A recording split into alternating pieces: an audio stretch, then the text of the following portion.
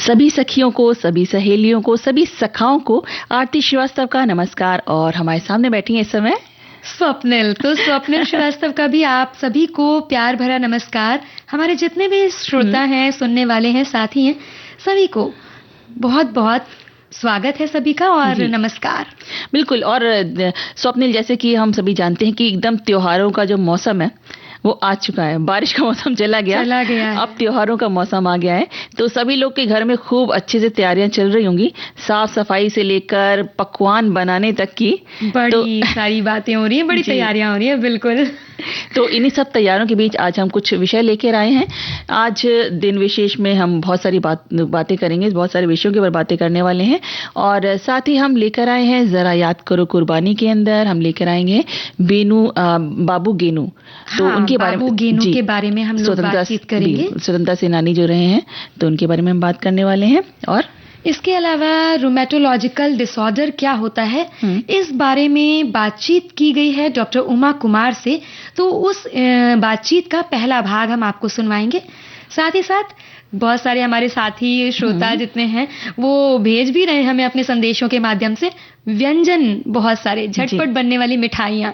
जी, तो बताइए आप कौन कौन सी मिठाइयाँ बना लेते हैं, क्योंकि झटपट बनने वाली मिठाई तो हमारे सखा भी बना लेते होंगे जरूर। अरे बहुत बहुत, ये तो सोचना भी मतलब मुश्किल काम है कि क्या नहीं कर लेते, ये होड़ लग जाती है। देखो क्योंकि स्वप्निल, अच्छा देखा गया है ना कि जितने भी शेफ होते हैं, बहुत सारे शेफ जो होते हैं वो पुरुष ही होते हैं, है ना? बिल्कुल।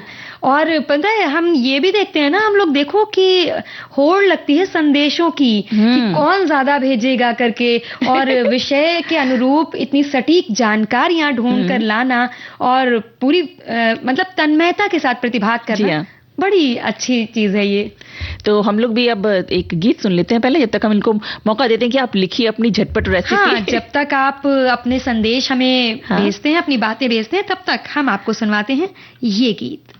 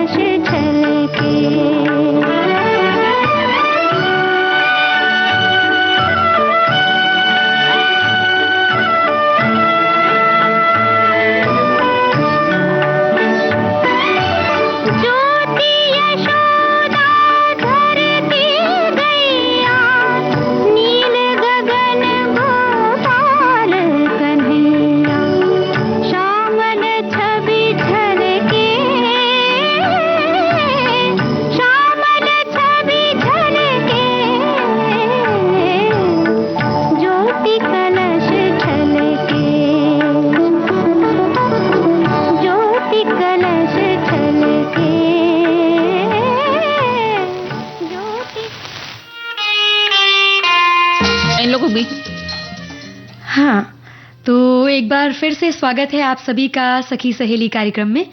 और अब हम सबसे पहले शुरुआत में बात करेंगे बाबू गेनू की, यानी कि जरा याद करो कुर्बानी विषय पर हम सबसे पहले चर्चा करेंगे। और बता दें कि आपको कि बाबू गेनू सैद जी का जन्म हुआ था 1 जनवरी 1908 को महालुंगे पटवाल के एक गरीब परिवार में हुआ था उनका जन्म। बाबू गेनू औपचारिक रूप से शिक्षित नहीं थे, फिर भी वो भू राजनीतिक और भू अर्थशास्त्र के बीच के सहजीवी संबंध को बहुत अच्छी तरह से समझते थे। वो भारत में ब्रिटिश शासन के भू रणनीतिक हितों को समझते थे। वो जानते थे कि अर्थशास्त्र ब्रिटिश शासन की प्रेरक शक्ति थी। जी हाँ, बिल्कुल सही बात बता रही हैं आप आरती। और साथ ही साथ ब्रिटिश राज की स्थापना भारत पर अंग्रेजों के आर्थिक प्रभुत्व को कायम रखने का जो एक छल मात्र था, इसी के संदर्भ में बाबू गेनू गांधी जी द्वारा प्रतिपादित सामाजिक, आर्थिक और राजनीतिक तर्कों को और उनके महत्व को समझते थे। इसका अर्थ ये हुआ कि यदि ब्रिटिश शासन आर्थिक रूप से जब अस्थिर हो रहा हो तो वो ढह जाएगा, क्योंकि अंग्रेजों के लिए भारत में अपना जो शासन था वो जारी रखने का कोई प्रोत्साहन ना होता। वो ये भी जानते थे कि भारत की आर्थिक स्वतंत्रता ही उसकी राजनीतिक स्वतंत्रता से जुड़ी हुई है। जी, और वो पूरी तरह से जानते थे कि देश की आर्थिक आजादी के लिए किसी भी पैमाने पर कोई भी कीमत उनके लिए कम नहीं हो सकती है, क्योंकि राष्ट्र की राजनीतिक आजादी की कुंजी यही इसी में निहित है।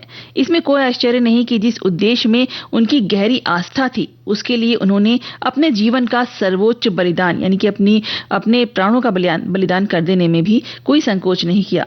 वो मुंबई की एक कपास मिल में मजदूर थे। वो विदेशी कपड़ों के आयात के खिलाफ भारतीय स्वतंत्रता सेनानियों द्वारा आयोजित विरोध प्रदर्शनों में सक्रिय रूप से शामिल थे। बिल्कुल।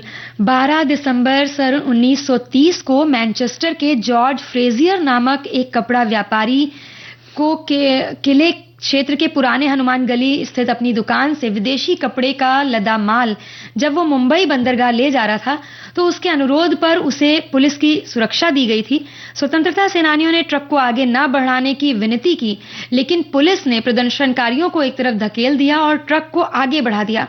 कालबा देवी रोड पर भांगवाड़ी के पास बाबू गेनू ट्रक के सामने खड़े होकर महात्मा गांधी की जय जयकार कर रहे थे, और ये उनका शायद एक तरीके से पहला विरोध प्रदर्शन था अंग्रेजी सत्ता के खिलाफ। जी, पुलिस उन्हें और उनके साथियों को इस अहिंसक विरोध प्रदर्शन में भाग लेने से रोक रही थी। फिर भी बाबू गेनू ने ट्रकों को रोकने का अपना संकल्प छोड़ा नहीं।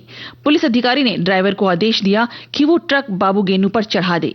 ट्रक ड्राइवर, जो एक भारतीय था, प्रदर्शनकारियों के पास आया और रुक गया। उसने कहा, मैं भी भारतीय हूं और वो भी भारतीय है, हम दोनों एक दूसरे के भाई हैं, तो मैं अपने भाई की हत्या कैसे कर सकता हूं। ये देखकर पुलिस ने एक बार फिर हस्तक्षेप किया और प्रदर्शनकारियों को सड़क से हटाकर ट्रक को आगे बढ़ाया।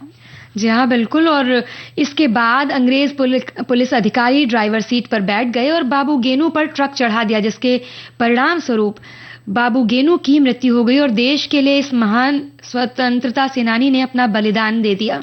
ऐसे महान स्वतंत्रता के ध्वज दूतों की वजह से ही आज हम स्वतंत्र भारत में सांस ले रहे हैं।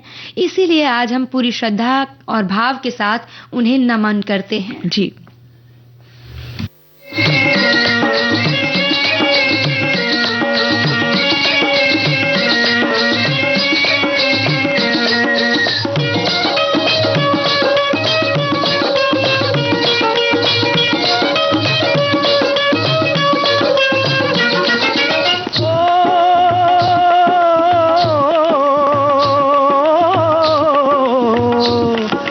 देश है वीर जवानों का, अलबेलों का, मस्तानों का। इस देश का यारो, इस देश का यारो क्या कहना, ये देश है दुनिया का गहना।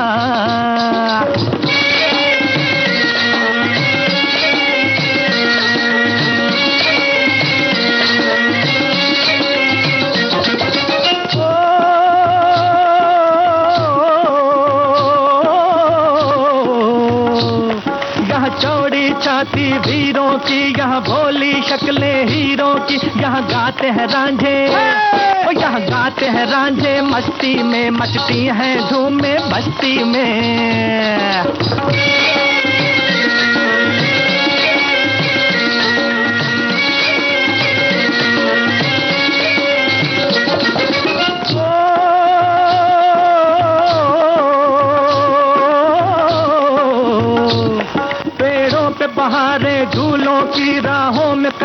के फूलों की, यहाँ हंसता है सावन, यहाँ हंसता है सावन बालों में, खिलती हैं कलियां गालों में।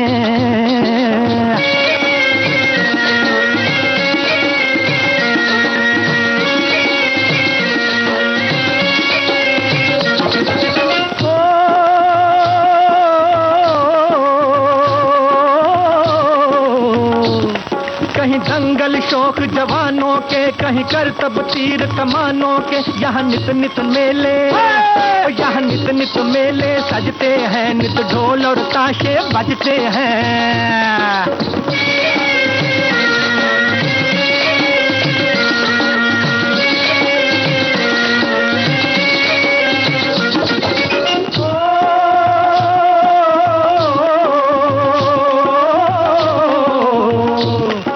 भर के लिए दिलदार हैं हम, दुश्मन के लिए तलवार हैं हम, मैदान में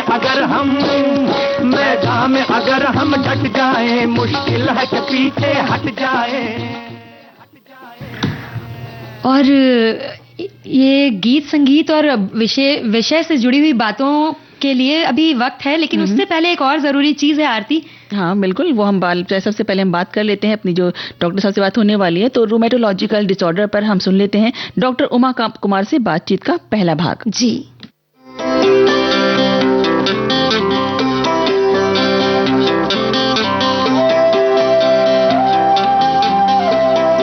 दोस्तों नमस्कार, मैं हूं आपकी रेडियो सखी ममता सिंह और आज हमारे साथ टेलीफोन लाइन पर मौजूद हैं रूमेटोलॉजी विभाग और India institute of medical science Delhi के फाउंडर और हेड डॉक्टर उमा कुमार।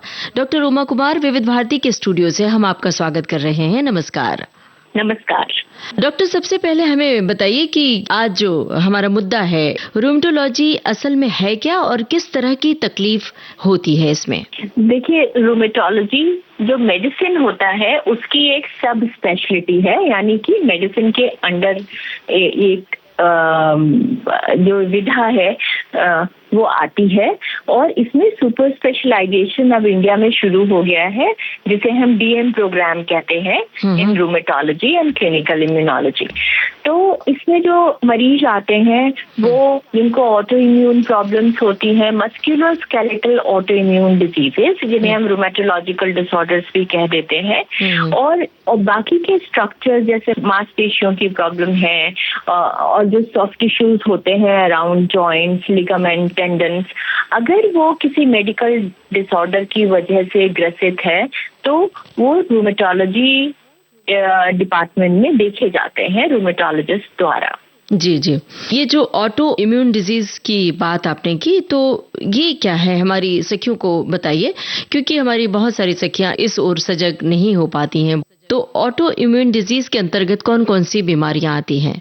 देखिए, सबसे पहले तो समझने के लिए ये जरूरी है जानना कि जो हमारी इम्यूनिटी होती है शरीर की, जो हमें बहुत सारे इन्फेक्शंस से बचाती है, जो बाहर के एनवायरमेंटल फैक्टर्स खराब हैं हमारी शरीर के लिए, उनसे हमें प्रोटेक्ट करती है। अगर वो इम्यूनिटी अपने शरीर के खिलाफ ही काम करना शुरू कर देती है तो हम कहते हैं कि शरीर में ऑटो इम्यूनिटी की स्टेज पैदा हो गई जी। और ऐसे ही बहुत सारे ऑटो इम्यून डिसऑर्डर्स होते हैं और वो सिर्फ एक ऑर्गन के भी हो सकते हैं और एक साथ बहुत सारे ऑर्गन्स को इन्वॉल्व कर सकते हैं, जॉइंट्स को इन्वॉल्व कर सकते हैं और जॉइंट्स को इन्वॉल्व किए बिना भी हो सकते हैं। तो जिस भी ऑर्गन का ऑटो इम्यून डिजीज है वो उस स्पेशलिस्ट के पास जाके रिपोर्ट करता है। जैसे कि किसी को मान लीजिए एक कंडीशन होती है पैनक्रियाटाइटिस, जिसमें पैनक्रियाज में सूजन हो जाती है, वो भी ऑटो इम्यून हो सकती है, तो वो गैस्ट्रोएंटरोलॉजिस्ट के पास जाके रिपोर्ट होते हैं ऐसे पेशेंट्स।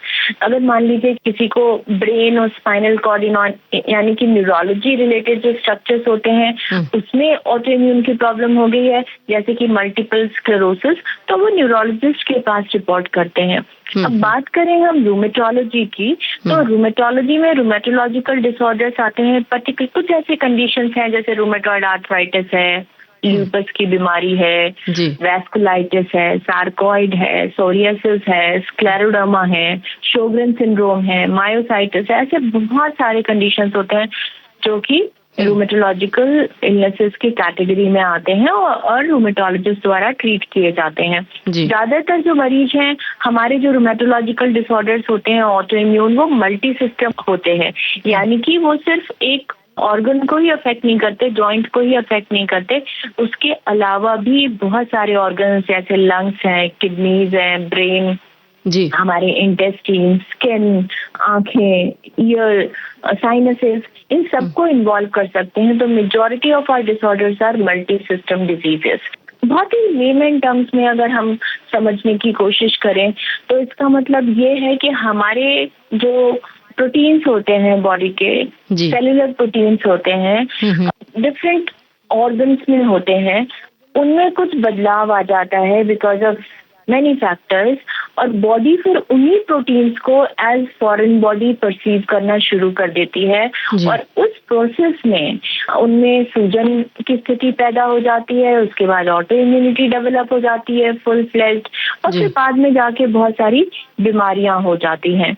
एक हम नाम दे देते हैं मॉलिक्यूलर मिमिक्री, यानी कि इसमें क्या होता है, जो आपने देखा होगा कोविड के दौरान में के बाद भी लोगों को जोड़ों में परेशानियां हुई, बहुत सारे ऑटो इम्यून प्रॉब्लम्स हुए, तो उसमें जो कोई भी इन्फेक्टिव एजेंट है उसके प्रोटीन्स, जो हमारे ह्यूमन बॉडी के प्रोटीन्स होते हैं, उनको मिमिक करते हैं, यानी कि वो सिमिलर होते हैं। जो हमारा इम्यून डिफेंस मैकेनिज्म है वो उसको आइडेंटिफाई नहीं कर पाता, डिस्टिंग्विश नहीं कर पाता कि कौन सा अपना है और कौन सा बेगाना। तो जब उस प्रोसेस में जिसमें कि फॉरेन इन्वेडर को वो बाहर निकालना चाहता है, तो शरीर के जो स्ट्रक्चर्स हैं उनको भी डैमेज होनी शुरू हो जाती है। अक्सर लोग ये सोचते हैं कि ये जो रूमेटोलॉजी है ये गठिया या आर्थराइटिस से जुड़ा हुआ है, तो इसमें क्या फर्क है? ये जो भ्रांति है, गलतफहमी है, इसको किस तरह से आप बताएंगी कि ये गलतफहमी है? थोड़ी सी जानकारी हमारे श्रोताओं को दीजिए इस बारे में। जी, मैं ये तो नहीं कहूंगी कि ये भ्रांति है, क्योंकि ज्यादातर जो बीमारियां हैं, हमारी इलनेसेस हैं, उनमें जोड़ों पर असर आता है और उसके साथ साथ और भी लक्षण होते हैं। तो गठिया ये आम भाषा का शब्द है कि जोड़ों में परेशानी हुई, जोड़ों को मतलब यानी कि गांठ है ना, तो उसकी सूजन तो गठिया कह देते हैं कि एक प्रकार का गठिया है। लेकिन ये जानना जरूरी है कि जो गठिया है वो यानी कि आर्थराइटिस यानी कि जोड़ों का दर्द, वो एक लक्षण मात्र है बहुत सारी बीमारियों का। और गठिया को अगर हम वैसे डिफाइन करें तो हम क्या देते हैं कि जोड़ों में सूजन आ जाती है, जोड़ लाल हो जाते हैं, कामकाज करने में उनमें परेशानी होती है, दर्द होता है, और जब मरीज सो के उठता है सुबह, यानी कि प्रोलॉन्ग इनएक्टिविटी के बाद बहुत ज्यादा स्टिफनेस होती है, जकड़न होती है, जो कि आधे घंटे से ज्यादा समय तक परसिस्ट करती है, तो हम कह देते हैं कि गठिया हो गया। यानी कि और गठिया में भी हम दो में डिवाइड कर देते हैं कि एक इन्फ्लेमेटरी होता है, दूसरा नॉन इन्फ्लेमेटरी होता है। तो जो नॉन इन्फ्लेमेटरी है उसके कैटेगरी में आ जाती है जैसे ऑस्टियोआर्थराइटिस, और जो इन्फ्लेमेटरी है उसमें आ जाता है जैसे रूमेटॉइड आर्थराइटिस। तो इसको डिफरेंशिएट करना भी बहुत जरूरी होता है, यानी कि एक उम्र वाला गठिया होता है जो कि आजकल कम उम्र में भी देखने को मिल रहा है because of many lifestyle changes, और एक जो होता है वो किसी भी उम्र में हो सकता है, लेकिन ज्यादातर जो ऑटोइम्यून आर्थराइटिस हैं वो फीमेल्स में ज्यादा देखने को मिलते हैं, ज्यादा कॉमन होते हैं। और पोस्ट मेनोपॉजल जैसे जैसे एज होती है उसके बाद वो जो रेशियो है मेल टू फीमेल जो है वो चेंज होता जाता है और बाद में जाके वो बराबरी तक भी पहुंच जाता है। तो इसकी भी वजह देखी गई है, क्योंकि जो फीमेल्स होती हैं उनके जो रिप्रोडक्टिव हार्मोन्स होते हैं, सेक्स हार्मोन्स होते हैं, ईस्ट्रोजन, प्रोजेस्टेरोन, प्रोलैक्टिन, इन सब का रोल होता है। और पर्टिकुलरली ईस्ट्रोजन जो होता है वो भी इम्यूनिटी के लिए रिस्पॉन्सिबल होता है। और दूसरा जो इम्यून जीन्स होते हैं वो एक्स क्रोमोसोम पर लोकेटेड होते हैं, और फीमेल्स में डबल एक्स क्रोमोसोम होता है। तो इसलिए विमेन में ज्यादा देखने को मिलती है, क्योंकि कोई भी चीज अगर बहुत स्ट्रांग होगी, अगर उसमें कोई एबरेशन आ जाता है, कुछ गलती हो जाती है, तो उसका खामियाजा भी ज्यादा भुगतना पड़ता है। तो इसलिए ये जो बीमारियां हैं ऑटोइम्यून इलनेसेस, रूमेटोलॉजिकल डिसऑर्डर्स, वो विमेन में ज्यादा कॉमनली देखने को मिलती हैं। जी, तो क्या इन बीमारियों के पीछे क्या विटामिन्स की कमी वगैरह शामिल है? अमूमन महिलाओं के पोषण की ओर आज भी हमारा समाज बहुत सजग नहीं है। ज़्यादातर महिलाएं कुपोषण के शिकार हो जाती हैं, खासतौर से गर्भवती महिलाएं जब बच्चा होता है डिलीवरी के बाद। तो इनके लिए क्या सजगता बरतनी चाहिए? खान पान में क्या कुछ लाना चाहिए, शामिल करना चाहिए?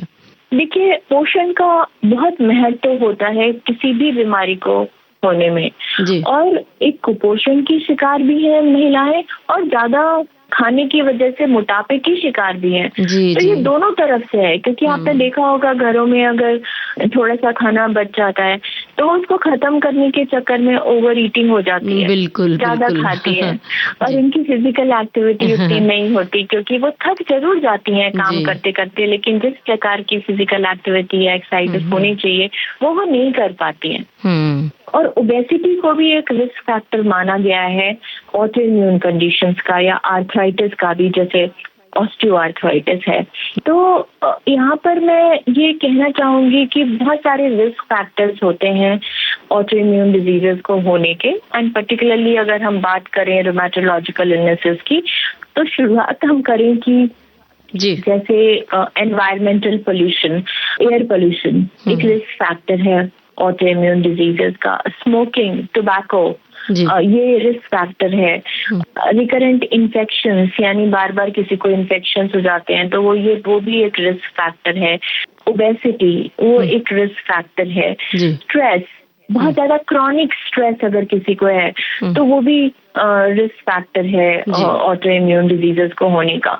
इसके अलावा अगर हम सिर्फ आर्थराइटिस की बात करें कब हो सकती है, देखिए वो जो कुछ कैंसर्स होते हैं उसमें भी आर्थराइटिस हो जाती है। कुछ आप देखिए इन्फेक्शंस होते हैं, जिसका क्लासिक एग्जाम्पल चिकनगुनिया है या टीबी है, इन सब में आर्थराइटिस हो जाती है। कुछ मेटाबॉलिक कंडीशंस होते हैं, किसी को हाइपोथायरॉयडिज्म की प्रॉब्लम है या डायबिटीज की प्रॉब्लम है, उसमें आर्थराइटिस हो जाती है। तो ऐसे करके बहुत सारे फैक्टर्स हैं जिसकी वजह से लोगों में जॉइंट की समस्याएं बढ़ रही हैं।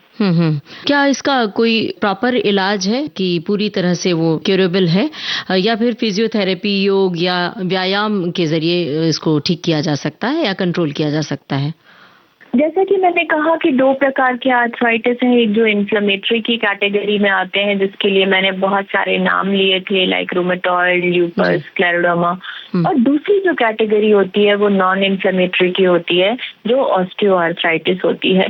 तो जो नॉन इन्फ्लेमेटरी कैटेगरी है ऑस्टियोआर्थराइटिस, उसके अपने अलग रिस्क फैक्टर्स होते हैं कि किसी के जॉइंट में चोट लग गई है, किसी का उठने बैठने का तरीका ठीक नहीं है, किसी में मोटापा बहुत ज्यादा है, कुछ जेनेटिक फैक्टर्स भी होते हैं जो अपना रोल प्ले करते हैं। तो उसमें तो लाइफस्टाइल रिलेटेड चेंजेस से आराम मिलता है in the initial stages, but बाद में जाके अगर किसी को बहुत सीवियर ऑस्टियोआर्थराइटिस हो गई है तो आपने सुना होगा कि रिप्लेसमेंट भी कराना पड़ता है घुटनों का या कूलों का, है ना। तो उसके लिए कोई डेफिनेटिव ट्रीटमेंट नहीं है, यानी कि बाहर से ग्रीस वगैरह नहीं डाला जा सकता। कभी कभी कुछ इंजेक्शन होते हैं जो दिए जाते हैं जॉइंट के अंदर, उससे कुछ लोगों को आराम मिल जाता है। तो कोशिश उसमें यही करनी है कि अपनी लाइफस्टाइल को ठीक रखें, अपना वजन कंट्रोल में रखें, खान पान सही रखें, उठने बैठने काम करने का तरीका सही रखें और फिजिकल एक्टिविटी को अपने जीवन का हिस्सा बनाएं। कहते हैं 150 minutes of physical activity in a week जरूरी है करना हर किसी को, योगा करें। दूसरा आती है इन्फ्लेमेटरी आर्थराइटिस।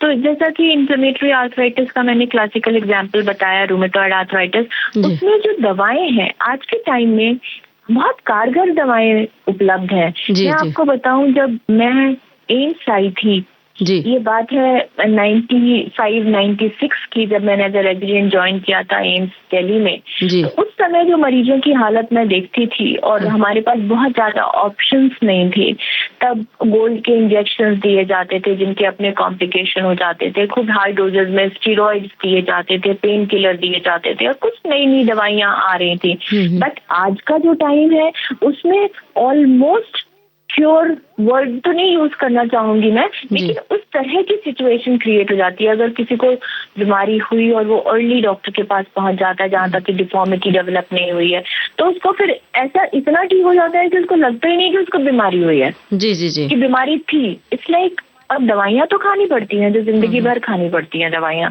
क्योंकि जैसे डायबिटीज, हाइपरटेंशन का ट्रीटमेंट लाइफ लॉन्ग चलता है, वैसे ही इन बीमारियों का जो इलाज है वो लाइफ लॉन्ग चलता है। और उस कैटेगरी में हमारे पास कई बार एक वर्ड यूज किया जाता है, disease modifying anti rheumatic drugs, जिसमें मीथोट्रेक्सेट, लैक्लुनोमाइड, सल्फरसैलाजीन, हाइड्रोक्सीक्लोरोक्विन टाइप की दवाइयाँ होती हैं। इसके अलावा सेकेंड कैटेगरी में बात करें तो बायोलॉजिक्स आ जाते हैं, जो कि थोड़े महंगे होते हैं बट काफी कारगर दवाएं हैं। उस कैटेगरी में भी बहुत सारे ऑप्शंस अवेलेबल हैं। फिर तीसरी में हम स्मॉल मॉलिक्यूल्स कह देते हैं, जिसमें जैक इनहिबिटर्स, तो उसके ग्रुप की भी बहुत सारी दवाइयाँ, टॉफासिटिनिब, बैरिसिटिनिब, ओपाडासिटिनिब, ये सब अवेलेबल है। लेकिन लोगों को यहाँ जानना ये जरूरी है कि एक तो बीमारी अगर है तो डॉक्टर के पास जाएं, जिससे वो डिटेक्ट हो सके और दवाइयाँ शुरू हो सके। कभी अपने आप ये सोच के कि अब तो मेरा बीमारी ठीक हो गया, अभी मुझे दवाई लेने की जरूरत नहीं है, ऐसा ना करें, क्योंकि दवाइयाँ लंबे समय तक चलती हैं। बंद करने से रिलैप्सेस होते ही होते हैं। जी। तीसरी चीज ये होती है कि जब आपको बुलाया जाता है मॉनिटरिंग के लिए, क्योंकि हम पेशेंट्स जो इन दवाइयों पे होते हैं उनको इंटरमिटेंट मॉनिटरिंग के लिए बुलाते हैं, तो हम देखना उस समय एक तो डिजीज को असेस करते हैं, दूसरा क्योंकि जैसे मैंने कहा कि डिजीज मल्टी सिस्टम है, कि सिर्फ जोड़ों तक ही सीमित नहीं रहता, दूसरे ऑर्गन्स पे भी असर आता है, तो वो सब असेस करते हैं और दवाओं के साइड इफेक्ट्स के लिए असेस करते हैं। तो रेगुलर मॉनिटरिंग के लिए अगर डॉक्टर बुलाता है तो जरूर जाना चाहिए। जी। फिर हमने जो बाकी की चीजों की बात की, जैसे कि एक्सरसाइजेज वगैरह, वो जारी रखने चाहिए और बाकी अपने आप को नॉर्मल समझना है, क्योंकि अगर दवा नहीं करेंगे तो diabetes, hypertension, deformity, stroke, heart attack का खतरा, ये सब कुछ बढ़ जाता है। आपको लग रहा होगा आप ठीक है, दर्द नहीं हो रहा, लेकिन शरीर में सूजन की स्थिति बनी हुई है, तो ये सारे कॉम्प्लिकेशंस होने शुरू हो जाते हैं। जी। तो मैं कहूंगी कि बहुत कारगर दवाइयाँ उपलब्ध हैं और इसीलिए सबके लिए जरूरी हो जाता है कि अगर बीमारी है तो डॉक्टर को कंसल्ट करें, दवाइयाँ शुरू कराएं। और स्टेरॉइड्स ओनली इसका इलाज नहीं है। कई बार मरीज स्टेरॉइड्स लंबे समय तक लेते रहते हैं, जिसके बहुत ज्यादा साइड इफेक्ट्स होते हैं। तो वही वाली बात है कि दवाइयों को अगर तरीके से इस्तेमाल किया जाए, सही हाथों में उसका इस्तेमाल हो, तो वो वरदान साबित होते हैं। नहीं तो उसके ही नुकसान इतने ज्यादा हो जाते हैं कि आर्थराइटिस के नुकसान तो पीछे छूट जाते हैं। जी।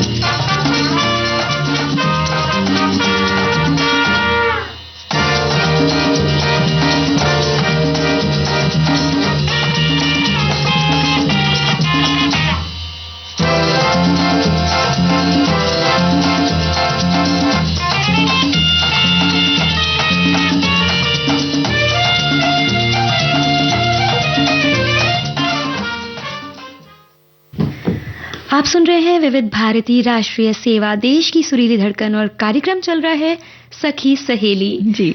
इस अंतराल के पहले आरती हम अभी सुन रहे थे अपने साथियों के साथ रूमेटोलॉजिकल डिसऑर्डर्स पर डॉक्टर उमा कुमार की से बातचीत का पहला भाग। जी हाँ। और इतना मैं ये तुमसे कहना चाह रही थी स्वप्निल बहुत देर से कि हम बस ये सुनने के बाद, इस इंटरव्यू के बाद हम एक प्यारा सा गीत सुन लेते हैं। अब तुम कह रही हो तो बिल्कुल तुम्हारी बात को हम पूरा करेंगे। ये लो सुनवाते हैं आपको ये नगमा।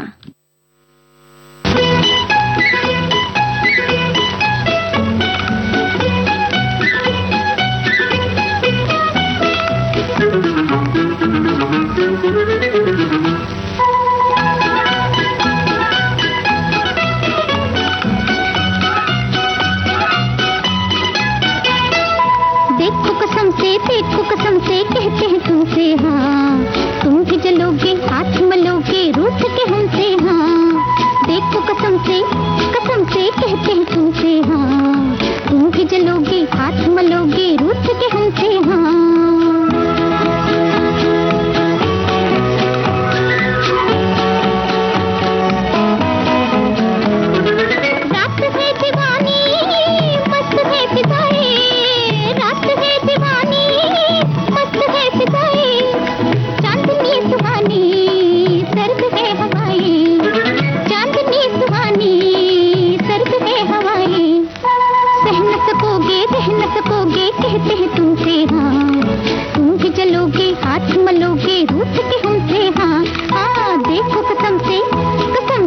कहते हैं तुमसे हाँ, तुम भी चलोगे हाथ मलोगे रूठ के हमसे हाँ।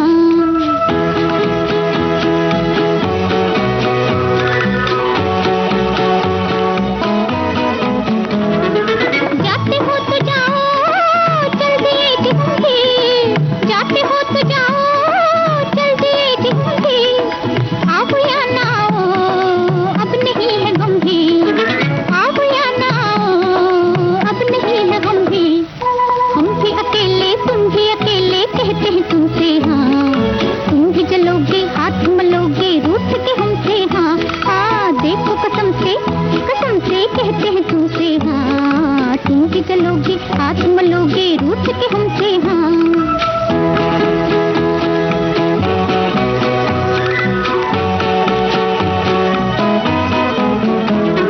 क्या लगाई तुमने ये कसम कसम से, क्या लगाई तुमने ये कसम कसम से, लो ठहर गए हम कुछ कहो भी हमसे, लो ठहर गए हम कुछ कहो भी हमसे, बन के न चलिए तन के न चलिए कहते हैं तुमसे हाँ, तुम भी जलोगे हाथ मलोगे रूठ के हमसे हाँ। देखो कसम से कहते हैं तुमसे हाँ, तुम भी जलोगे हाथ मलोगे रूठ के हमसे हाँ। हाय देखो कसम से कहते हैं तुमसे हाँ, तुम भी जलोगे हाथ मलोगे रूठ के हमसे हाँ।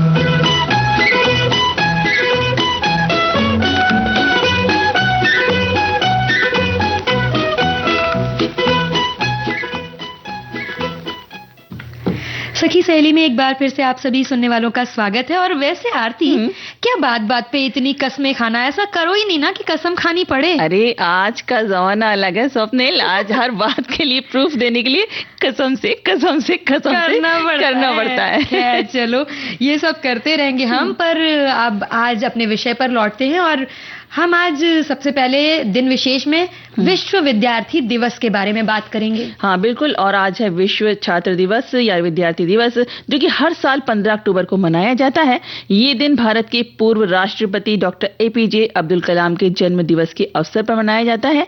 ये दिन विज्ञान, शिक्षा और सैन्य क्षेत्र में डॉक्टर एपीजे अब्दुल कलाम के प्रयासों के सम्मान के रूप में मनाया जाता है।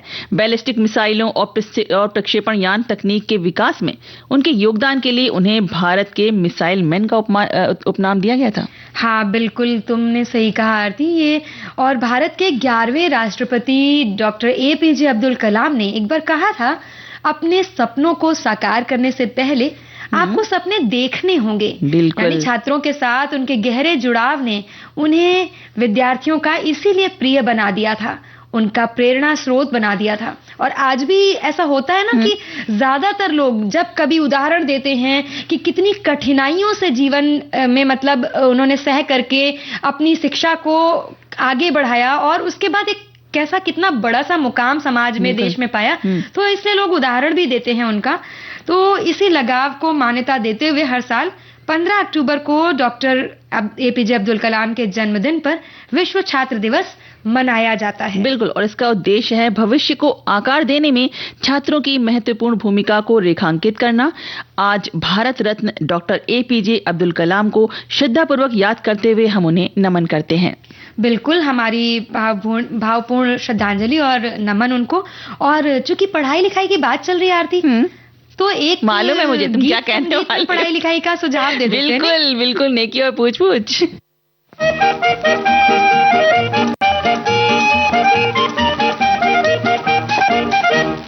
लिख पढ़ पढ़ लिख पढ़ के अच्छा अच्छा राजा बेटा बन, लिख पढ़ पढ़ लिख पढ़ के अच्छा अच्छा राजा बेटा बन, अपने लिए नहीं औरों के लिए है ये तेरा तन मन, अपने लिए नहीं औरों के लिए है ये तेरा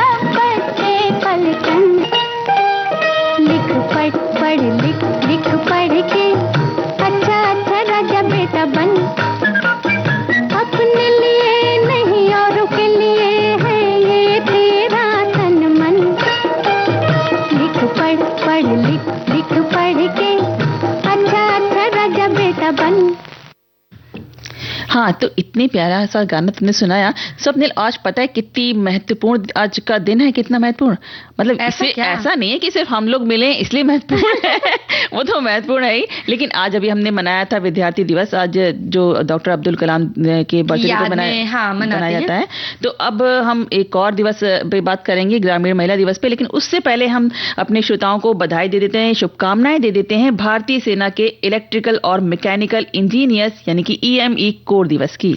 इस शुभकामनाओं के साथ ये भी बता देते हैं आरती कि ये दिन 1943 में कोर की स्थापना की याद दिलाता है, यानी कि उसी की याद में उस दिन से इस दिन को मनाना शुरू किया गया था। तो हर साल ये 15 अक्टूबर को मनाया जाता है। बिल्कुल। और अब आरती बात कर लेते हैं अंतर्राष्ट्रीय ग्रामीण महिला दिवस की। जी हाँ, और ग्रामीण महिलाएं अपने समुदायों के स्वास्थ्य और कल्याण में महत्वपूर्ण भूमिका निभाती हैं और ग्रामीण और शहरी दोनों क्षेत्रों में समुदायों के लिए खाद्य उत्पादन, सुरक्षा और पोषण सुनिश्चित करने में ग्रामीण महिलाओं की महत्वपूर्ण भूमिका भी है, ये हम सभी जानते हैं। बिल्कुल, ग्रामीण महिलाओं के अंतर्राष्ट्रीय दिवस के बारे में बात करते हैं हम, तो जिसे पहली बार 18 दिसंबर 2007 के अपने संकल्प में महासभा के द्वारा स्थापित किया गया था।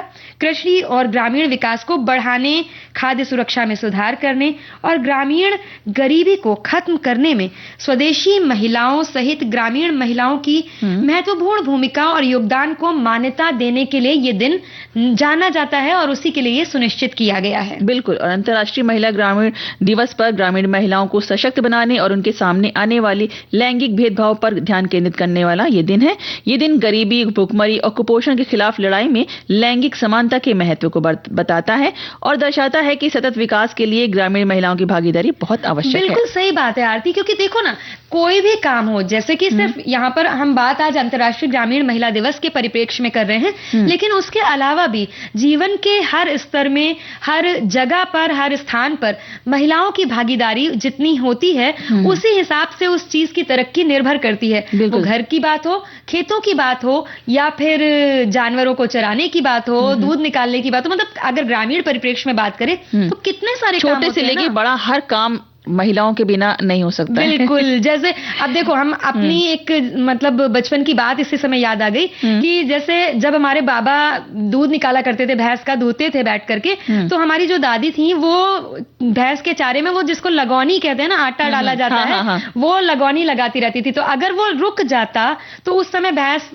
का ध्यान भटक जाए या मतलब कुछ भी हो तो पैर मारने का डर रहता है। तो भागीदारी हर जगह पर है, हर रूप में है, और इसी की महत्वता को समझाता हुआ ये दिन आज हम मना रहे हैं और इसकी शुभकामनाएं दे रहे हैं सबको। बिल्कुल, और आज हम एक और दिवस की बात करने जा रहे हैं।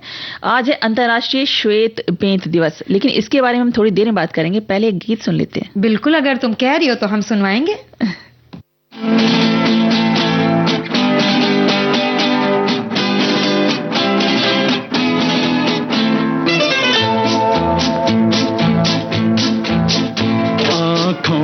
कयामत के काजल, आँखों में कयामत के काजल, होठों पे गजब की लाली है। बंदा परवर कहिए किसकी, बंदा परवर कहिए किसकी, तकदीर संवरने वाली है। में कयामत के काजल, होठों पे गजब की लाली है। बंदा परवर कहिए किसकी, तकदीर संवरने वाली है। आँखों में कयामत के काजल।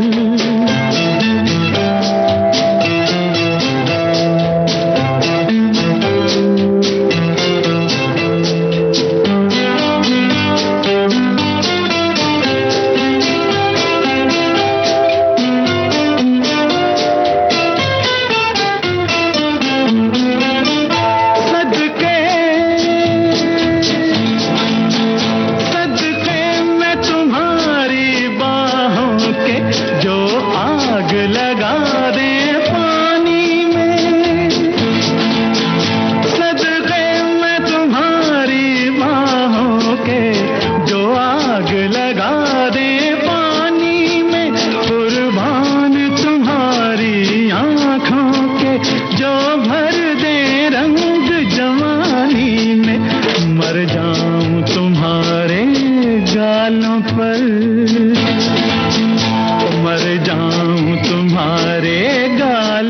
पर जिनमें के गुलों की लाली है।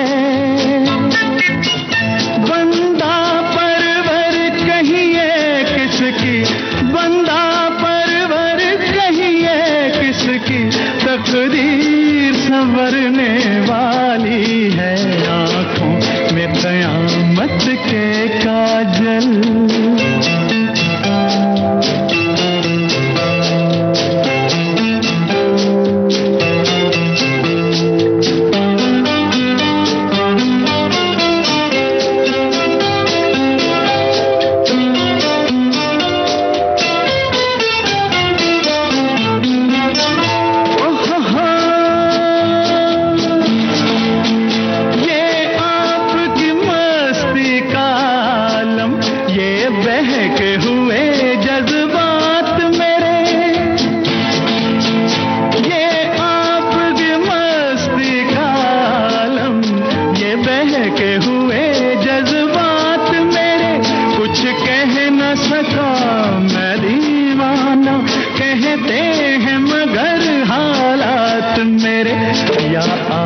नशे में डूबे हैं, या आप नशे में डूबे हैं, या मेरी नजर मत वाली है। बंदा परवर कहिए किसकी, बंदा परवर कहिए किसकी, तकदीर संवरने वाली है। आँखों में कयामत के काजल, होठों पे गजब की लाली है। बंदा परवर कहिए किसकी, तकदीर संवरने वाली है। अच्छा, अब समझ में आया आरती कि तुमने ये गीत क्यों चुना आज। क्यों? मतलब आंखों में काजल लगाकर आई थी ना तुम, इसीलिए समझ में आ रहा है। हो गई तारीफ, बहुत हो गई। अब हम बात कर लेते हैं अंतर्राष्ट्रीय श्वेत बेंत दिवस पे और बताते हैं कि कितनी जरूरी है आंखें हमारे लिए। सही। अंतर्राष्ट्रीय श्वेत बेंत दिवस की जड़ें जो है वो संयुक्त राज्य अमेरिका में है, जहां 1964 में राष्ट्रपति लिंडन बी जॉनसन ने 15 अक्टूबर को श्वेत बेंत सुरक्षा दिवस घोषित किया था। उसके बाद अंतर्राष्ट्रीय दृष्टिहीन महासंघ यानी कि international federation of the blind ने 15 अक्टूबर को ही अंतर्राष्ट्रीय श्वेत बेंत सुरक्षा दिवस के रूप में इसे अपनाया सन 2011 में। बिल्कुल। और सन 2011 में अमेरिकी राष्ट्रपति बराक ओबामा ने व्हाइट केन सुरक्षा दिवस का नाम बदलकर ब्लाइंड अमेरिकन इक्वालिटी डे कर दिया। ये दिन अंधत्व और दृष्टिबाधितों से जुड़ी चुनौतियों और अवसरों के बारे में जागरूकता फैलाता है। बिल्कुल आरती, और साथ ही साथ ये दृष्टिबाधित लोगों द्वारा समाज में किए जा रहे योगदानों को भी सम्मानित करता है। बिल्कुल। और श्वेत बेंत एक महत्वपूर्ण सुरक्षा उपकरण है जो नेत्रहीन व्यक्तियों को स्वतंत्र रूप से यात्रा करने और अपनी दैनिक गतिविधियों को पूरा करने में मदद करता है। बिल्कुल आरती, और क्योंकि जो चीजें हैं, जो असुविधाएं होती हैं, उस असुविधाओं को भुलाकर उनको सामान्य जनजीवन के रूप में सम्मिलित कराना भी इस दिन का एक उद्देश्य है, ताकि हम आम जनजीवन में लोगों के मन में ये भावना ला सकें कि उनको एक अलग तरीके का ट्रीटमेंट ना दें, उनके साथ अलग तरीके का उपेक्षित व्यवहार ना करें, बल्कि उनको समान रूप से समझते हुए समाज में समान स्थान दिलाया जा सके। बिल्कुल बिल्कुल सही कहा तुमने। वैसे इतनी जरूरी सी बातें कर रही हो, अभी तुम और भी बातें करोगी, शायद अब तुम मिठाई के बारे में बोलोगी। ये ऐसी रोनी सी सूरत क्यों बना के रखी है? तुम मिठाई बाद में खिलाना, हम बनवा लेंगे साथ में तुम्हें, लेकिन पहले हमें एक गाना सुनवा दो प्लीज। ठीक है सुन लो गाना, रो मत लेकिन।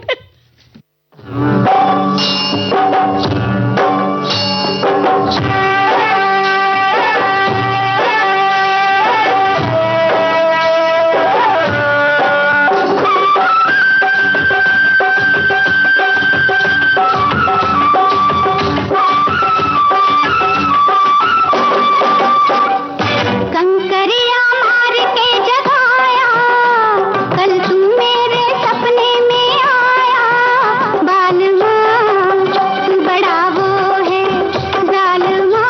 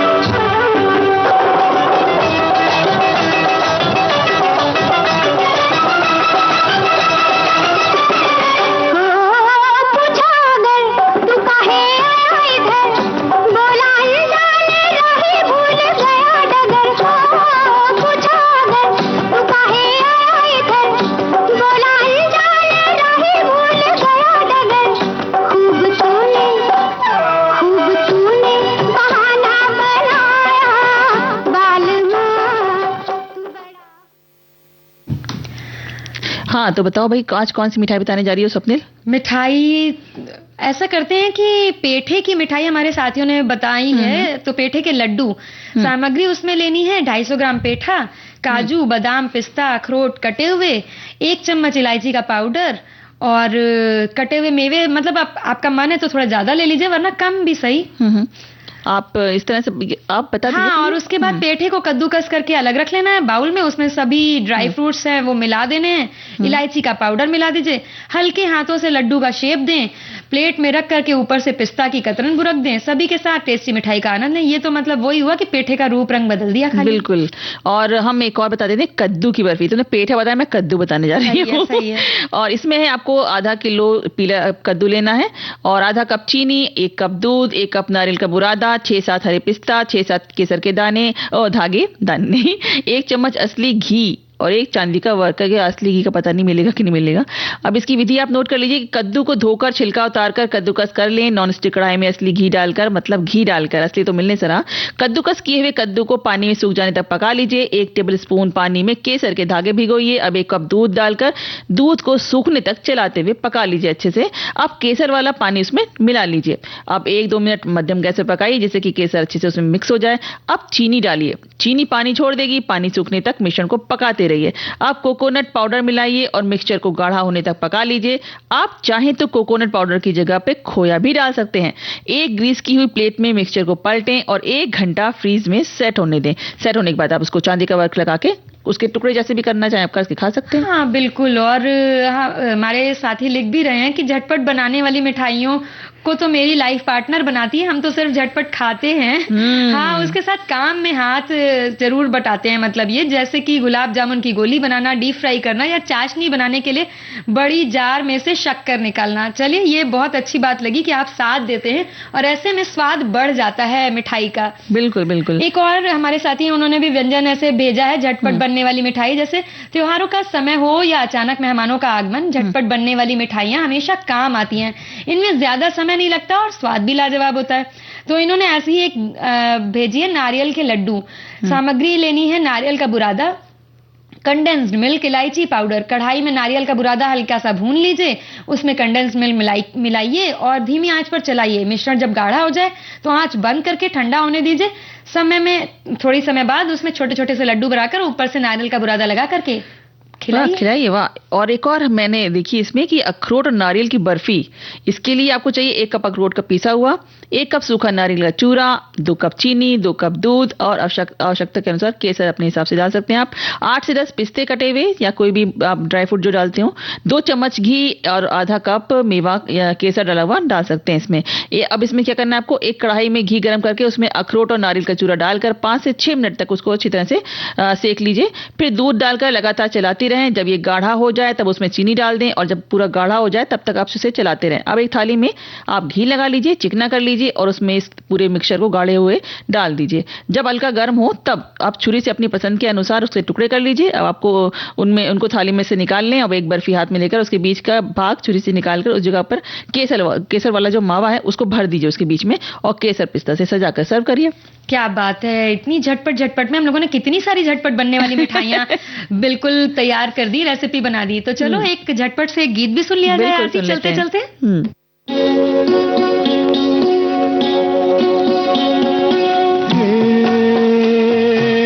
नीले गगन के तले धरती का प्यार पले, नीले गगन के तले धरती का प्यार पले। ऐसे ही जग में आती हैं सुबहें, ऐसे ही शाम ढले। नीले गगन के तले धरती का प्यार पले।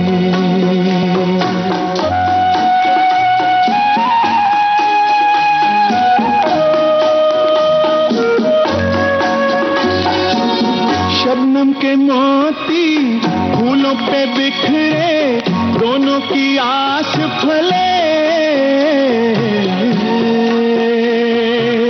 नीले गगन के तले धरती का प्यार पले।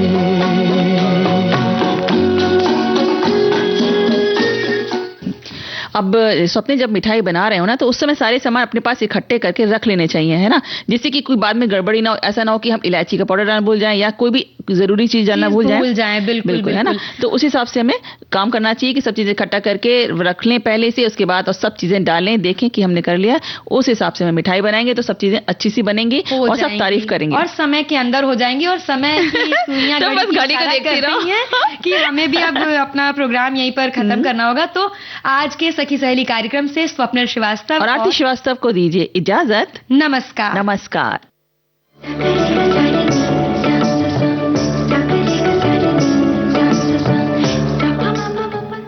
कार्यक्रम की प्रस्तुतकर्ता अनुश्री पाठक। सखी सहेली।